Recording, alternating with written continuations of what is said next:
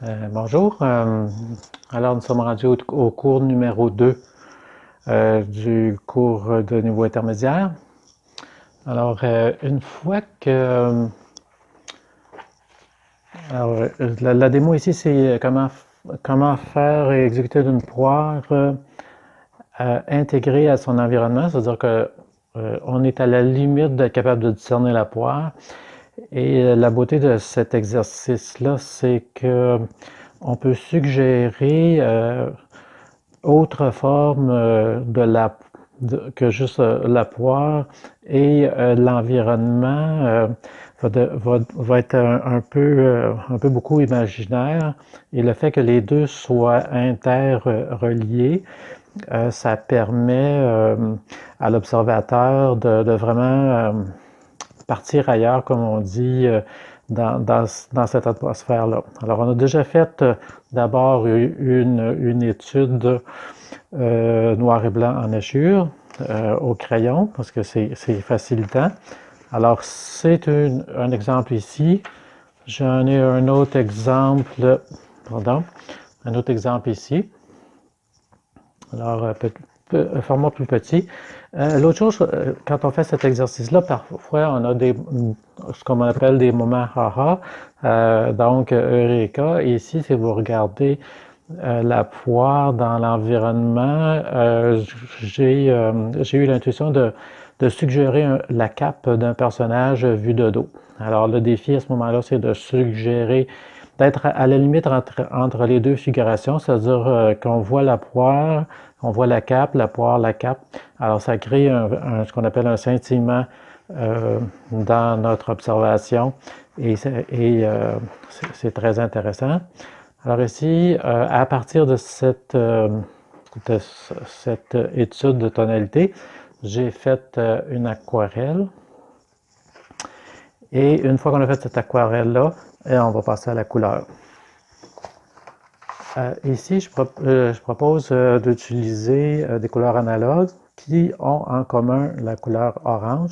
Alors, on va étendre sur la surface des variations de ces couleurs-là pour être capable de travailler par la suite en soulèvement de pigments. On va démarrer mes pinceaux. La surface a d'abord été mouillée. Ici, on peut l'estomper ou on pourrait travailler aussi en mouillé-mouillé. C'est ce que je vais faire. Alors, on va travailler mouillé-mouillé. Par contre, si on veut garder la portion plus lumineuse ici, on aurait avantage à mettre juste un petit peu moins de pigment. Donc, on va essayer de la placer à un endroit qui reste sous la caméra, mais loin de mes projectiles aquatiques. Alors, l'application de pigment ici va se faire en mouillé-mouillé, d'une façon assez libre. Alors, l'objectif, c'est de toujours rester dans notre zone de couleur analogue. Pour avoir du plaisir avec cette approche-là, il faut s'assurer d'avoir assez de valeur, ce qui est souvent le défi quand on travaille avec avec le jaune. Donc, assurez-vous de saturer bien charger, pardon, votre pinceau de jaune pour après ça aller le plonger dans le quinacridone rose pardon, quinacridone rouge. Rose peut faire aussi, ça va être juste un petit peu moins éclatant. C'est ce qui va vous donner des couleurs vives. Aussi, on essaie de ne pas avoir toujours la même valeur et la même couleur sur l'ensemble de la surface. Il faut intéresser notre observateur. Alors ici, je vais garder peut-être la zone dans le centre plus clair.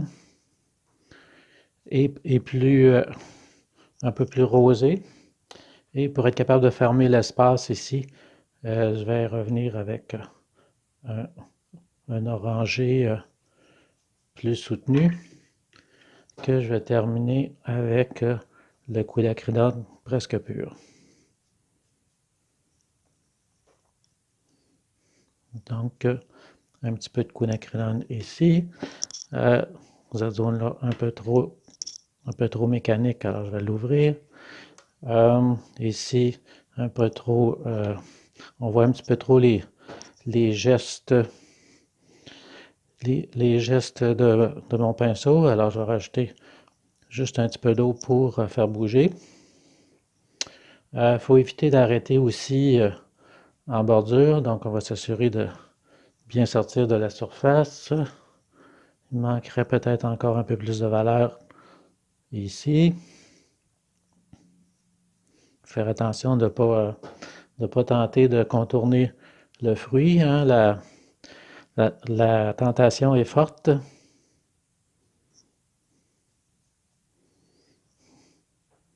Donc là, je travaille au niveau des valeurs et aussi de créer un petit peu de variété. Tâche là. Alors, si je plisse mes yeux pour regarder les valeurs, il manque un peu ici.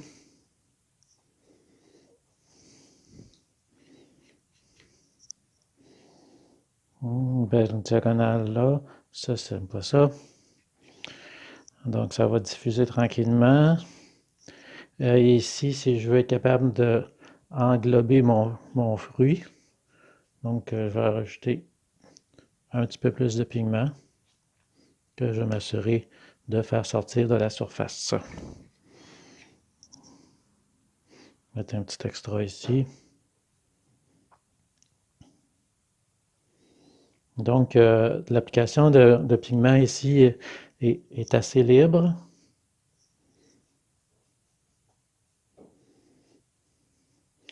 Et lorsque le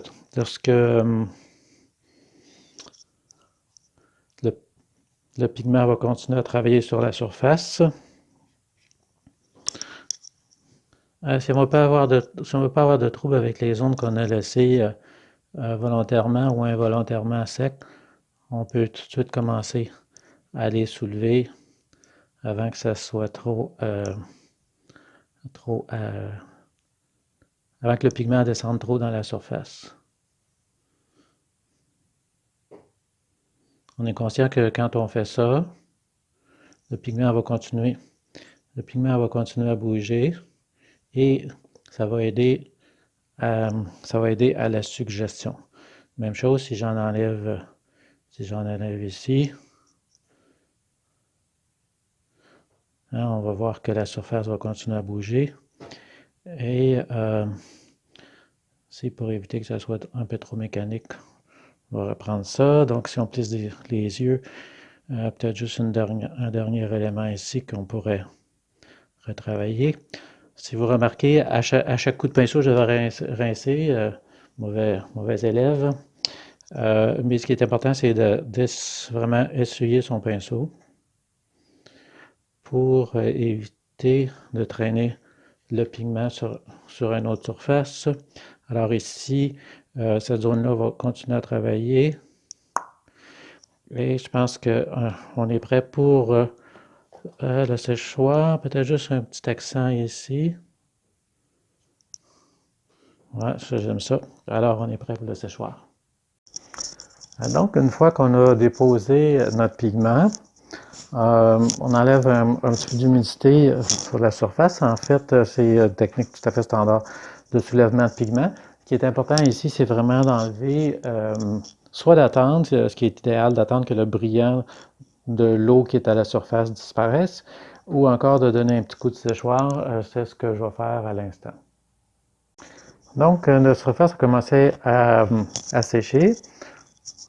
Ici, c'est vraiment important d'enlever juste assez de pigment pour suggérer le fruit. Il faut vraiment comme on dit, plisser les yeux pour voir qu'est-ce qu'on voit et qu'est-ce qu'on voit pas. Donc en surface humide, ça va très bien. Voyez-vous ici, peut-être que je vais peut-être même sortir un petit peu de ma surface parce qu'on voit le fruit un peu trop. Peut-être une petite suggestion de l'autre côté. Et je vais attendre que la surface soit encore plus sec, peut-être pour faire le reste, pour être capable de, de bien intégrer, d'avoir un beau dégradé ici. Donc si je me fie à mon étude monochrome, il faudrait qu'elle soit dans l'écran. Alors je vais faire ressortir un petit peu le pédoncule.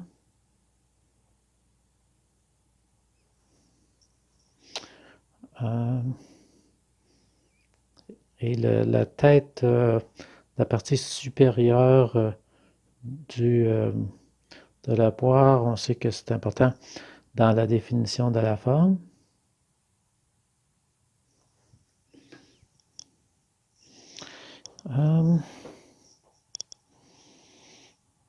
Alors, présentement, je plisse les yeux pour voir qu'est-ce que j'enlèverais d'autre. Peut-être un peu ici. Un peu là.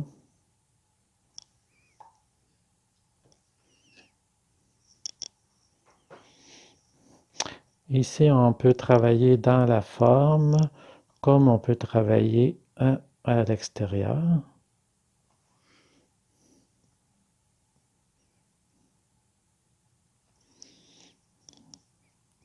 Donc, je vais reprendre un peu la dynamique que j'avais quand j'ai fait mon étude de valeur.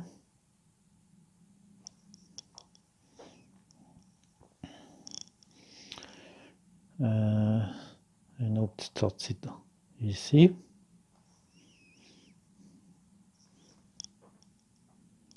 Et peut-être un petit extra en haut ici.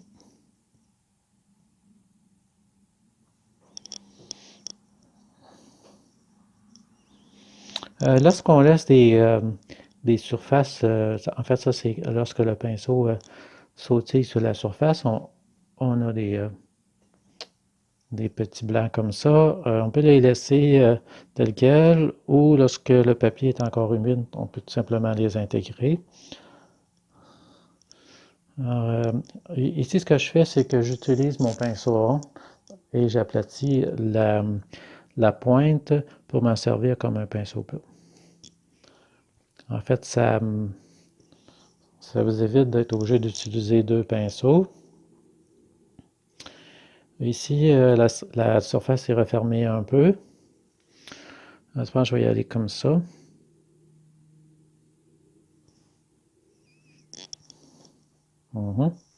Et lorsque ici, ça va être un peu plus sec, je pourrais faire un soulèvement de pigment qui va être moins évident.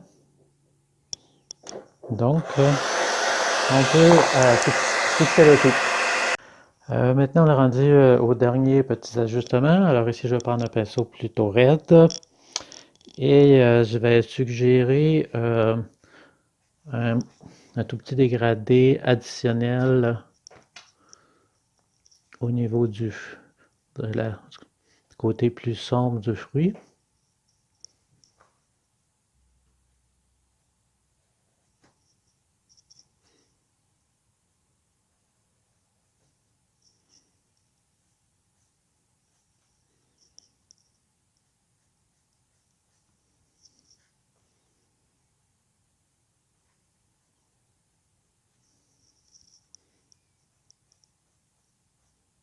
Alors ici, je fais tout simplement, je soulève le pigment et je le déplace.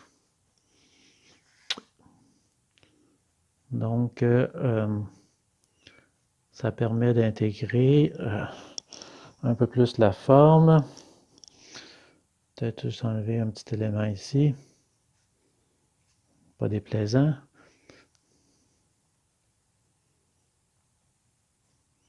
Le défi dans cette approche-là, c'est de savoir quand arrêter. Donc, un autre petit balayage par ici. D'ailleurs, si on entend la brosse frotter sur la surface. Donc, ça mettra fin à l'exercice.